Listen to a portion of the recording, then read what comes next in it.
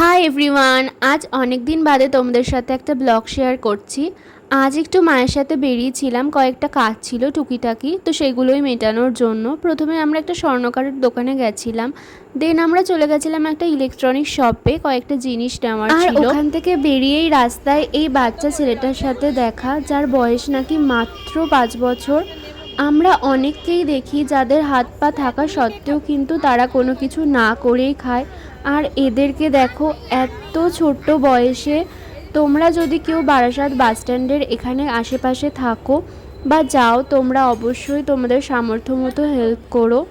আর তারপর আমার আর মায়ের জন্য দুটো রোল নিয়ে নিয়েছিলাম, আর পিসির বাড়িতে যেহেতু দাদার ছেলেমেয়েরা এসছে, তো ওদের জন্য দুটো বিরিয়ানি নিয়ে নিয়েছিলাম।